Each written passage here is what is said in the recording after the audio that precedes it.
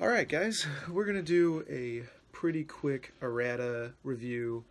I just got the errata for the media program, and this is going to release on the same day that you're seeing it, so we're going to be about the same amount of time between seeing the errata and me recording this. So it's been out for a few hours. It'll be out for a few hours for you guys.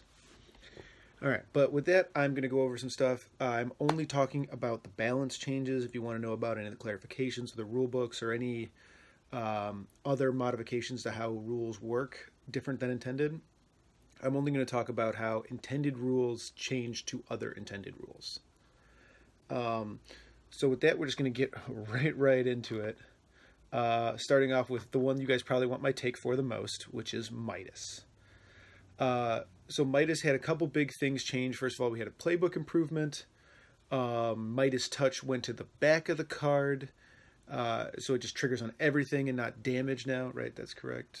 I'm pretty sure. How do I change Midas? There we go. Yeah, just on any successful attack now. It doesn't have to be damage, which is great because Midas doesn't want to take his damage results because they're unmomentous until column 4, which sucks. And Fulmination is the other big one. It now works the same as the other condition removal stuff. So he pulls a condition from a model within 4. Has to be burning or poison, just like all the other alchemists. And he gets the playbook dodge result added to each of his playbook results.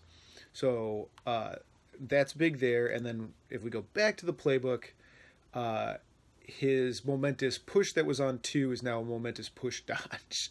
Which means if you fulminate and you hit 2 successes, you momentous push double dodge, which is an absurd result. Right? The only thing that's goofy about this is to get one more push, to get the double push double dodge, right? You have to get 4 more hits, which is crazy, but you just take it. If that's what you're looking for, that's what you're going to take every time, and if you randomly spike to the double push, it's whatever. This does a couple things. So first and foremost, the thing that's going to be used probably the least is that Midas can push off the pitch now, right? Like really reliably, and still like kind of like dodge your counterattacks and all of that good stuff. It's worth noting that Fulmination lasts the entire turn. I may remove. It does remainder of the turn, yeah. So he gets the extra dodge on counterattacks, which means he double dodges out on 2 now, and can do like all kinds of goofy nonsense. Where it really matters is if you like get to base with a reach model, and he counterattacks you. I don't know why you would do this though. Maybe you're trying to burn unpredictable, but just don't go to base with him ever. Like if he gets out, he's out. Like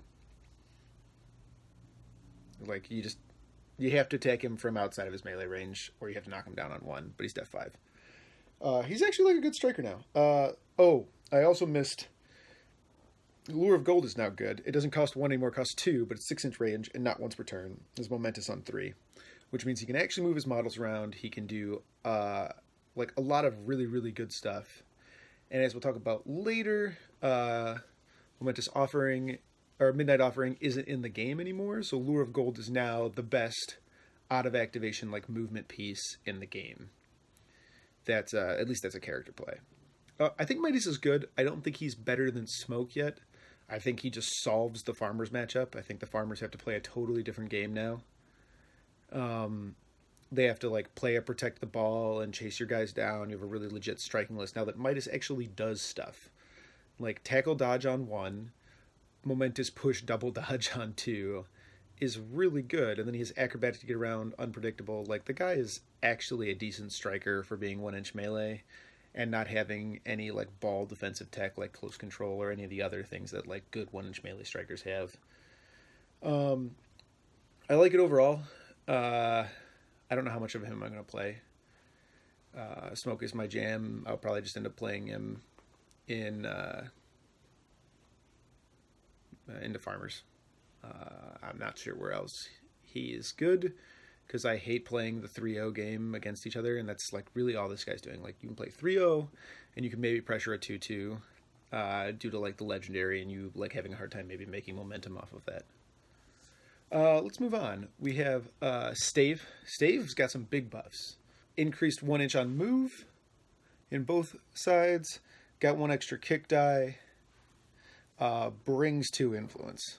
So there's no tax to playing him. He's more mobile and can actually help you off the ball. And since this is a faction that has access to Football Legend, he can actually be pretty good if you're going to play him as like a disruption piece in like a goal scoring list. Although, let's be honest, you're in Brewers. That's not, scoring goals is not like your number one thing you're trying to do. You're going to try to put like 1 goal in and beat a bunch of face.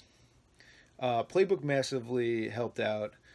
2 went down a column, 3 on column, 3 went down a column and isn't momentous anymore. And he still has momentum at the top of his book at momentous 4 now. So the guy actually does a lot of damage now, or a lot more damage, and his damage is more consistent.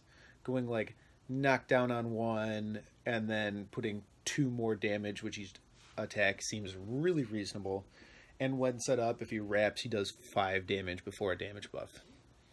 Seems good. Lob barrel being 1 more inch is really where I think like this guy is at. Like the problem with, so Stave got better from season 3 to season 4, but the problem is in like almost every way, except for lob barrel, which was the reason you were taking him.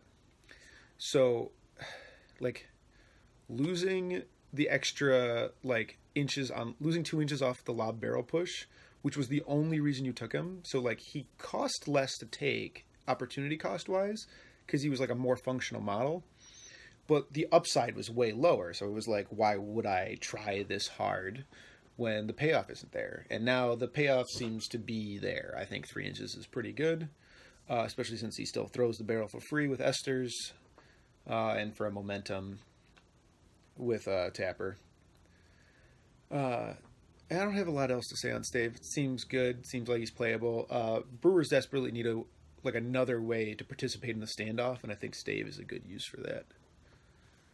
All right, so our first nerf, Tenderizer.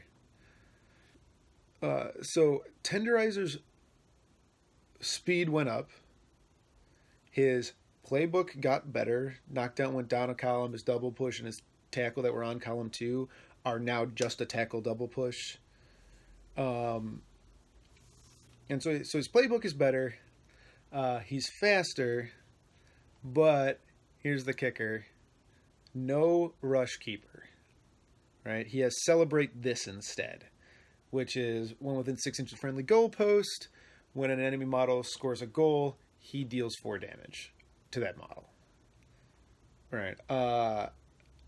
And he still has like, and now his goal defense is now outfield defense and is within 6. This model's never going to be played. It's like a fine model. And if you want to field like a YOLO all reach list or something like that, like you can play this guy. But the reason you took him is gone. Like the fact that he kept your whole team safe while you still got to do like super goofy, like butchers kill anything that comes anywhere near you, but they don't get to kill you because you have countercharge. Like that's gone. Like protecting Ox at countercharge is gone. You have to be really careful with Ox now. Right, because if they can get to Ox, they can kill him. So you're going to see people play less aggressively with the owner, probably, or they'll play the same amount of aggressive and he'll just die, which I'm okay with. But this model's not going to see play. Like maybe if Celebrate this was a cost to cast, like if it did the damage before you kicked the goal, so it was like if I could just if I just put a model on 1, it would just cost you. It would cost you 2 momentum to shoot, right? Because it would cost you 1 to heal to not die before you kicked, and then you kick your goal. Or yeah, essentially like if I forced you to kick a goal, or if it was 5 damage and then like I could put you to 1, and you just couldn't kick the goal even if you healed. Like I'd be kind of into that, but because it's after, it like it seems like it probably doesn't matter. Like it's actually probably bad for you. And like, so because you're causing this, I still believe you do get to collect the momentum, but you don't get to farm that model for momentum after it shot its goal if it kills the model. So I actually think there's a lot of times you just choose not to trigger this, which is good that you can choose not to, but Tenderizer sucks, man. I'm not into this. It makes me extra sad because I was really excited about just like standing inside countercharge protection with the cooks and then like throwing fire AoEs with sugar and staying safe. Right, and now like I'm just like 100% out on cooks. I have no interest in this team. Cool. Yeah, Tenderizer. Never gonna see play ever again competitively. I think he's absolutely fine if you want to like mess around. And maybe I'm wrong. Maybe there's like a list that you want as many reach models as possible. Because I mean, Ox does want that, I guess. Like he wants to play a lot of reach models, and this guy doesn't cost you influence to play. So there's that. Moving on. We got the Falconers Guild. The meme guild, if there ever was one. They're not anymore. I'm not sure they're good, but they're not gonna be a 20% win rate guild anymore. I'm pretty confident of that. So Devana's playbook, way better. Way better. And Airmail isn't just like give the ball to someone. She gets 6 inches extra range on her kick. So it's not just hand the ball to a model within 14. It's kick it to a model within 12. So you can make momentum off of it. And the pass doesn't cost influence. It's still just a 1-cost kick. It doesn't cost 2 to kick. It's not like you buy like the super long bomb and then you also kick it or whatever. Or maybe long bomb you kick for free. I don't remember. So the playbook's way better. 2 damage is down a column. Tackle's down a column. 3 damage is down a column and momentous. And now there's a momentous 3 damage push at the top. So like way more damage. All the damage is momentous. It doesn't feel bad to take your 3 damage anymore because it's momentous. She's just going to deal way more damage. And then freaking Death from Above is now 5 tack instead of 4 tack. So it's even better than charging.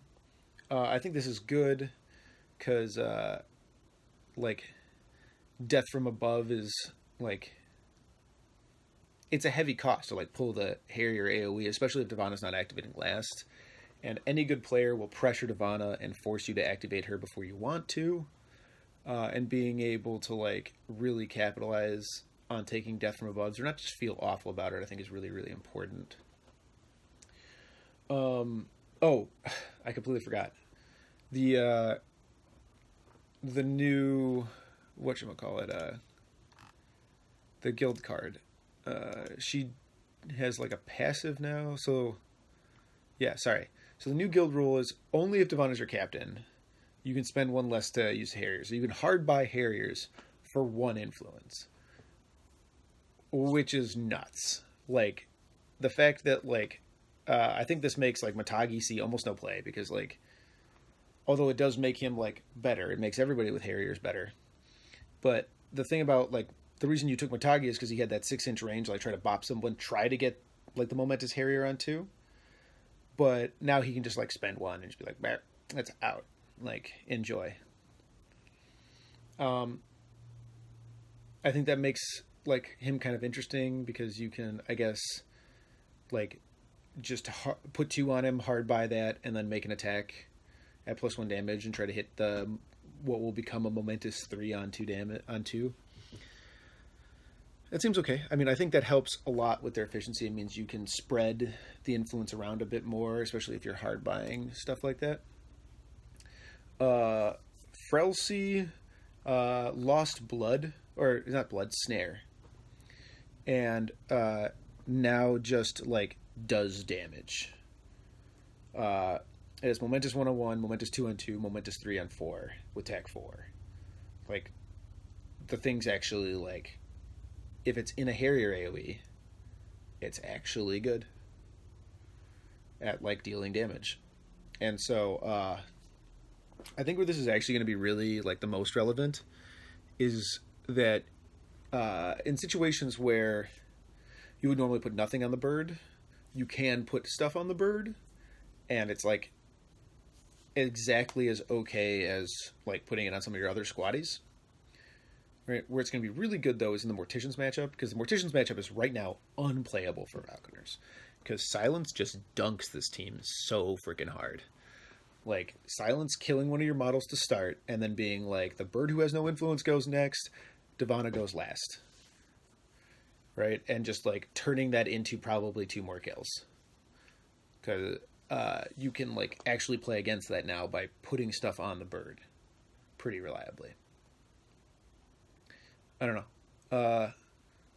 I dig it. It's not the biggest of changes. Really, the Devana changes are really what it's about. And the last thing, they also got a damage, or they got a buff to Rundas. And Rundas, everything past column 2 is just like 1 number higher. So like, his 2 damage push dodge on 3 is now 3 damage push. And then he has a 3 damage push dodge on 4. And then his 3 damage Harrier, or his 2 damage Harrier on 6 is now 3 damage Harrier, which is just like, when you hit that damage and Harrier, it's like, it feels amazing. Did he have anything else? I don't think so.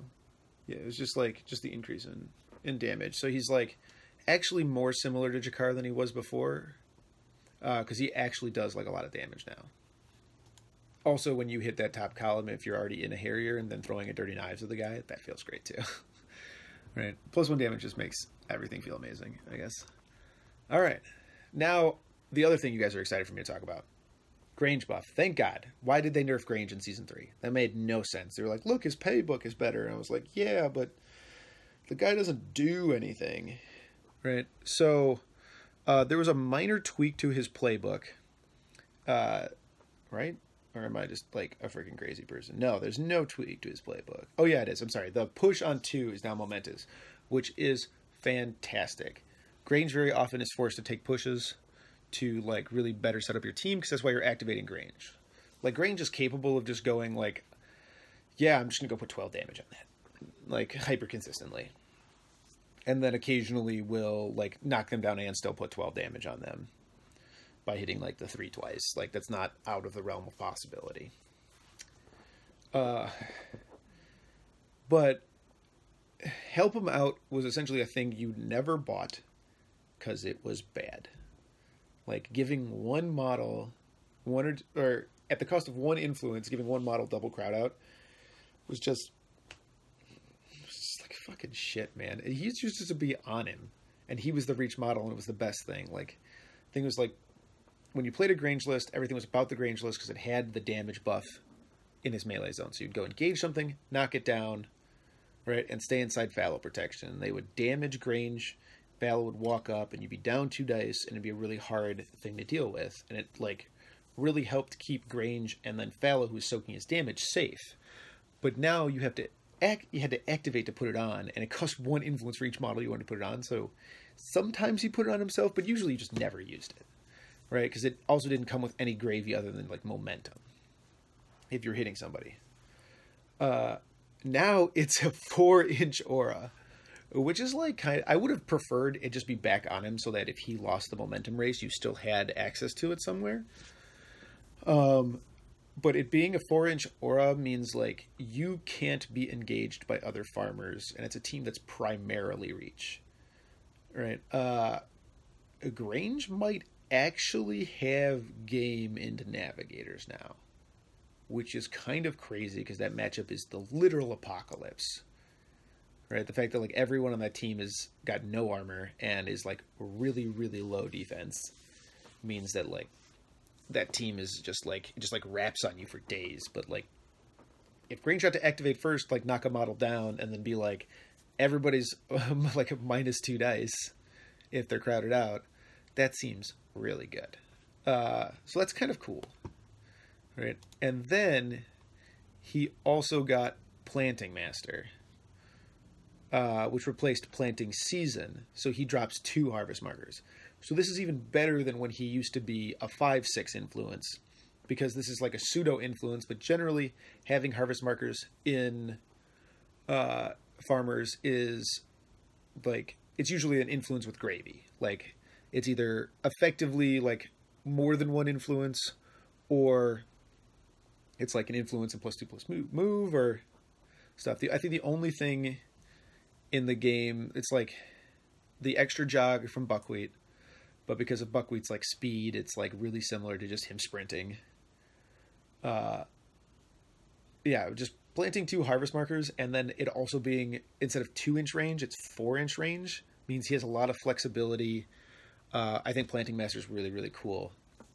And then for the family is now like super football legend. So instead, it went down 2 inches to 4 inches, but now it just applies to all kicks, right? So if you end up maneuvering Grange to like the middle of the table, it's not out of the question that like a bushel just gets to like shoot from inside his aura. Like that's not crazy, because that would take her up to like a 10-4 kick, and she can just like shoot on the goal, or you can leave her there as a snapshot turret or whatever. And so like Grange actually has like a goal threat you have to watch out for. I still think he's gonna like kill 4 models, and that's gonna be his plan. But having the extra kick is like cool, and it like helps separate him and make him like good at the ball more than Thresher, because right now Thresher's just like amazing with the ball, but now Grange has a better kick stat than he does, because Grange is a 4-8 kick, right? Because he's in this aura. He just is always a 4-8 kick. He's actually better at the ball than Thresher, finally, right? I think that's really cool, right? And then we get to my actual biggest issue with this errata. There is like some kind of rule of the universe that says that Thresher has to be better than Grange at all times. Like I'm not allowed to play Grange and it not be like a meme or a thing or like a personal choice I'm making to play the game differently. But they buff Thresher for like no reason, right? Like this guy was so good. Like he wasn't the best beating captain, but he was like up there and like had a lot of protective access that other people don't, right? They made changes to his playbook. So on 3, his 2 damage they ain't tough is now 3 damage they ain't tough. So his 3 damage moved down 1. It's still unmomentous, but the likelihood that if he has to just hit the 3 every time on you, it's like really, it gets significantly better now, right? It moving down a column is just huge. And his 3 damage dodge took where his 3 damage momentous was, so that's on 4 now. And on 5, he has 3 damage knockdown, which was, the damage knockdown has always been the thing that's been like broken about Thresher. So now like if Thresher charges you and you don't death stance, he doesn't have terrible odds to just kill you, right? And like if he has to charge, like if he charges you and you're like, Thresher can't kill me, like and he hits the 3 damage knockdown, he can like legendary throw a they ain't tough at you with the momentum. And then all of a sudden, like, stuff that shouldn't die to charging Thresher dies to charging Thresher, right? Like, the dude does significantly more damage. Or rather, his damage is, like, significantly more reliable. Like, his middle tier damage is just significantly more reliable. Like, he doesn't spike higher. Wrapping is still only 6 damage. But, man, like, why? I don't understand. Like, this guy was fine. Right? It's like so hard to justify Grange. Like I think Grange is cool. I'm gonna put him on the table a couple times and I'm gonna have a good time with him. But like why? Why did we both? Okay, whatever. Moving on. Hunter's nerfs. What everybody's waiting for. The big boys are finally getting taken down a peg or two. Let's start off with Chaska. Well, I think actually it's worth pausing here that Scatha didn't get touched. And I think that's really what separates this like errata from the last time we had a major errata to whoever was on top. Because this team in a lot of ways is similar to like the Midas team of Season 3. Where it was just like significantly better than everything. Had a couple bad matchups, but was just way better than everything else out there. And they just like pummeled it into the dirt. They nerfed everything that was good about it and took one player like away. They didn't do that. They didn't touch the captain. And I think that's actually the correct call. Like, the Scatha is, like, ridiculous. But I think if you were going to nerf multiple squatties, you had to leave Scatha alone. Otherwise, you would just pushed everybody to Theron. And I think that's fine to, like, let her be. But with that being said, Chaska's double push went up to 2, and he got a single push on 1. I think this is good. It just means that like he's way more approachable with a 1-inch melee model if you can get to base, especially if you have like good defensive stats, right? Like he's not automatic to just push a 4-1 out of base contact with him. That's 1-inch melee. Like he has to actually like roll for it. It's not just like, why did you even make an attack? Boombox still costs 3. So that's the other thing is like they didn't nerf. Everybody thought that Blessing was going to go to cost 2 or less. So you couldn't Blessing Boombox. You can still Blessing Boombox.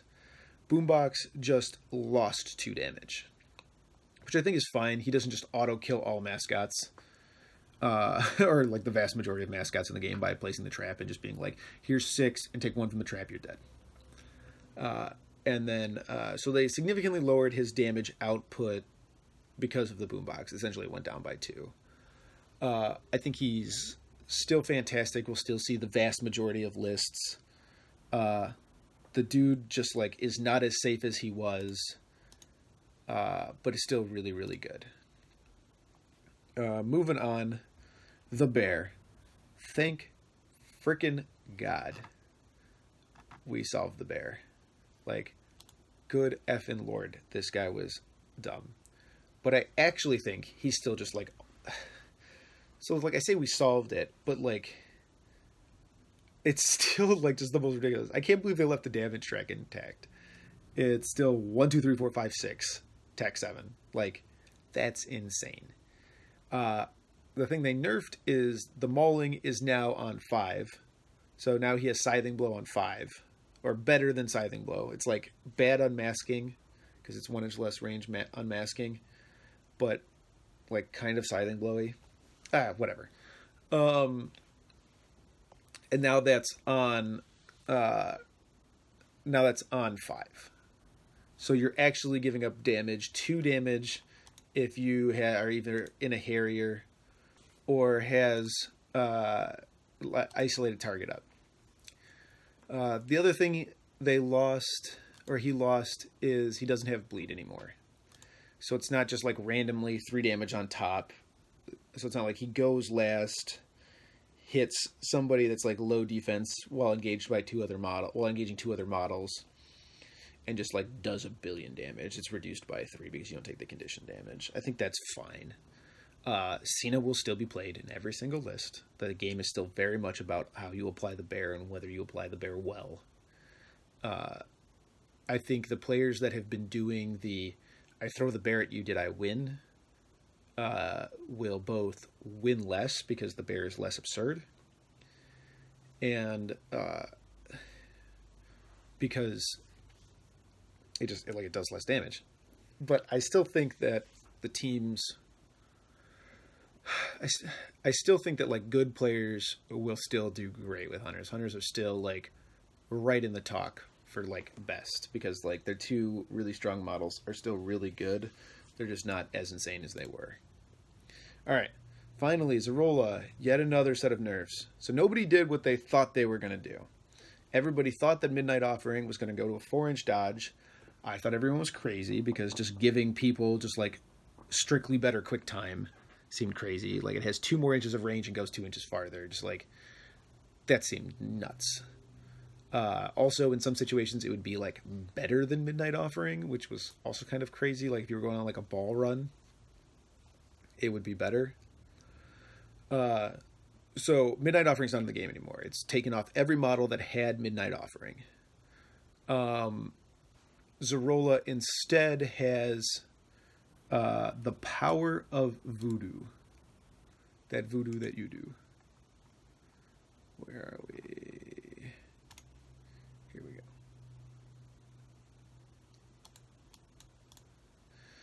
go. So power of voodoo. So it's still 6-inch range. It's influenceless. So you just can legendary. So you don't even have to like put the heroic play on her anymore. You can just do it, but it's only once per turn. And just a friendly model may immediately make a jog. So it's like Honor's thing, but it works on captains. And then they realized this kind of made Zerola like the saddest person or the saddest model in the world, because she was all about that and taken exclusively for how strong Midnight Offering was. So they made her playbook a little bit better. Instead of having a momentous push on 2, she now has an unmomentous double dodge, which means that she's an unpredictable model that has like pretty good separators. So if she starts engaged by something, she can free herself pretty easily to like put herself back in it. But I ultimately don't think it's that relevant unless you're like gonna start going on goal runs with her. I think she's not going to see much play. I still think it's so hard to rate the power of Voodoo because like that play is so strong. But the fact that now it's only once per turn, I don't know. I'm really excited to see where this lands. I do think Zerola will see no play, and I think that Hemlock, we'll get to her in a little bit, will see a ton of play. But because she brings things other than just power of Voodoo. Right. Oh, I guess I segued perfectly. Talking about morticians. Morticians also see nothing but nerfs. Well, kind of. So Hemlock lost power of Voodoo, or lost Midnight Offering, gained power of Voodoo, and that's like pretty much the only change. I actually think, hang on, is that literally the only change? Yes, that's literally the only change. Right? So she can still blind, she can still smelling salts, she still reduces the cost of stuff. It's just that she legendaries for power of Voodoo. This model's still going to see tons of play. Like, Hemlock's a super legit model. And blinding for free is really good. Smelling salts for 1 is really strong. I think it's going to be harder to justify smelling salts or justify giving her 1 influence. But she's really, really good. Yeah. Like, she's just awesome. I still think she's going to see a ton of play. And now the thing that everybody's scared of, Scalpel. Scalpel sees only 1 change. All right, let's make sure. Right, and that Spirit Bomb cannot be heroic for. You can only heroic to Second Wind. This is a fantastic change. So before, Scalpel essentially had to pay no price for getting it, or it like could not be punished while activating. You'd like double push her out, and she would just like Spirit Bomb for she would just like heroic back in. And the likelihood that she missed her heroic was super low. Especially because like the models that have good double repositions don't have high defense typically. I mean, there are like some strikers that do, but they typically just don't. And now it costs her 2 influence of her stack, which is like significantly fewer pushes. It means she really wants to get that knockdown. She's harder to activate. Dice can fail her more consistently. I think it's fine. Everybody that thought that like Voodoo Strings was going to be touched was like crazy. Scalpel is Voodoo Strings. Like, that ability and her identity are intertwined completely. You could not do one. You could not have one without the other. If they changed Voodoo Strings, they would fundamentally change who Scalpel is.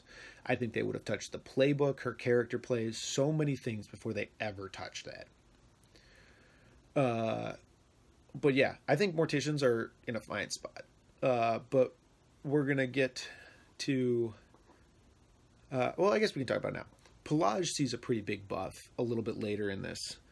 I'm going through the guilds in alphabetical order, and I've tucked Pelage with Ratcatchers because she's a Ratcatcher first and Mortician second. I think their lineup is going to get changed up a bit. I'm not sure when you can play Pelage, but I think she will. I think she's worth trying out in your rosters. And I'm going to talk about that a little bit later. But I think Morticians remain one of the top dogs in this errata. I think they're still really, really strong. The order. So this is the best part of this errata.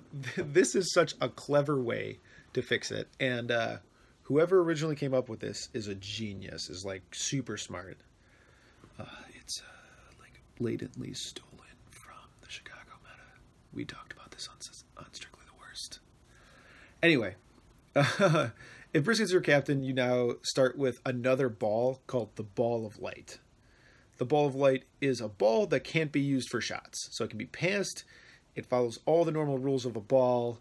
The opponent can steal it from you. When an enemy model gains possession of it, they take 4 damage. So if they steal it from you and they pass it around to try to gain mobility, which is really what it's for, right, or triggering all your goofy pass jank, you take 4 damage each time you do it. So like if like Bushel steals the ball from them, she takes 4 damage. And then if she tries to use it to like I'm open, she like passes it to a model, that model takes 4, and then she I'm opens it back and takes 4 again. And it's like, okay, like it is really dangerous for strikers to touch this thing in any kind of repeated fashion. But it's still there, like, and I actually think it's going to be important to take away from them if you get the opportunity to, but I don't know if I would hinge too much of your game plan on it. But now, like, this team is insanely mobile with Vet Spigot. Like, Vet Spigot being able to, like, kick the ball to a model, heroic it back, or, like, and pop belly pass in there somewhere, and the team's just going to, like, move all over the freaking place. Plus Briskets, legendary. Like, this team is just, like, bouncing around like crazy. This also gives Brisket a really good way around unpredictable instead of having to route one, which route one is like a really terrible way to try to get around unpredictable. This is like, it's just like, it makes the team so interesting. I'm really looking forward to seeing what people do with it. Yeah, that's really good. All right, moving on. Finally, rat catchers. We're going to talk about Piper first because why not? Piper changed in 2 ways. First of all, the Momentous Tackle on 1 is now Momentous Tackle Push, which makes it way more, like, useful. Like, him always being able to generate momentum with his stack is really reliable, because, like, hitting the 2 against a 4-1 with Tack 5 is not it's not a thing. It's not, like, set in stone. It's not like, I'm going to make momentum. Like, Piper, it's always kind of a risk. And this... it gives him more access to momentum in a team that is very low momentum, right? It's supposed to use like Pay the Piper to like get its momentum, but it's like that doesn't reliably happen. His other change is the backside of his card. His legendary pushes 1 more inch, which like, I mean, it's better, but it's going to give him like his like goal runs go up by a little bit, and it gives him a little bit more control. I think it's useful. Like, I'd rather have it than not have it, but it's just okay. Okay, so Squeak changed in 2 ways. First, he gained 2 inches of kick, meaning that like he can help move your models around, and he's actually like kind of a legitimate reverie target. And then Dreadful Shriek now has range 2. I don't know how often you hard bought Dreadful Shriek, although I haven't played it much. Maybe I haven't played against many rat catchers without using alchemists, where you just starve them for momentum and watch them like flounder and never do anything. And I think like a big part of like Squeak having influence has to do with Vet Graves heroicing, and when you play against alchemists, you don't have momentum to spend on that. But so I don't know how often you hard buy Dreadful Shriek, or you like charge 1 model and then Dreadful Shriek something else that's nearby. But I think it's cool to have. Like, it's definitely interesting. Like, I think it's fine. It's not like the biggest deal. What is a big deal, I think, though, is Pelage being good now. Pelage was really hard to play because of like, so she has empathy, which means that like damage dealing teams don't want to hit her. Right, but she only had 10 hit points at Def 5, right? Which is like fairly survivable, but like butchers or anything with a damage buff on it just killed her, right? With 4 influence, they were just like 3, 3, 3, dead, right? Like, and like technically she can go 3, 3, 3, 3 dead, but if you miss one of them, or you just like deal, or if you just don't get to your 3, you hit your 2 one of those times, like she doesn't die, and that's really, really helpful. Her tackle on 2 becoming momentous with singled out means she's kind of like this goofily interesting striker.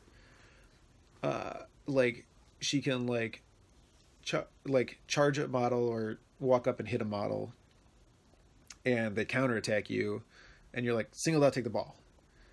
And it makes it really reliable for you to get to the ball back after they tackle it back from you. So I think that's really interesting.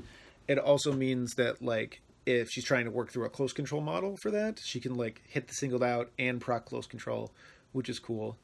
The 2 damage coming down a column means she doesn't have to take the singled out first for her to start actually dealing momentous damage.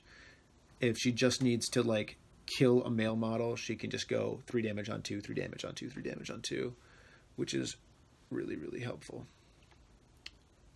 Polish didn't have anything else changed. Oh yeah, and her hit points going up to 12 is obviously very big. So that's the errata. Obviously all the teams that weren't touched go up because the big boys came down. I think that, oddly, even though alchemists got Midas, they probably don't move from being like the 4th best team in the game. Because part of the reason they were good is the stuff they were weak against was weak. And with all of the game coming down and you just kind of escaping round 1, like on the merits of like being better or getting a little bit lucky, and then only having to play against your good matchups, that I don't think that's really a real world thing anymore. I don't think like farmers just get dunked by a ton of the other teams anymore now that they have like way more damage dealing Thresher. And, you know, like Thresher's rough matchups were like farmers, and farmers don't just like Cena doesn't just like murder them all by accident anymore.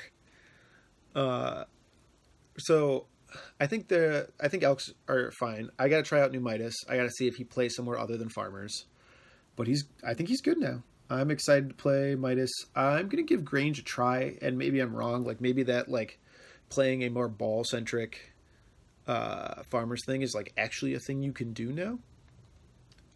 If that's true, like Tater having tackle on 2, like maybe we'll try some kind of like 2/2 farmers list and see where that takes us while being protected by like the prison. I think that's kind of interesting. We're gonna see what we do. But till then, I'm gonna have a new Run the Lake out hopefully in 2 weeks, maybe 3. I'm not really sure where this is gonna fall on my schedule. But the next one will definitely be with the new errata, and I'm excited about it. I'll see you guys then.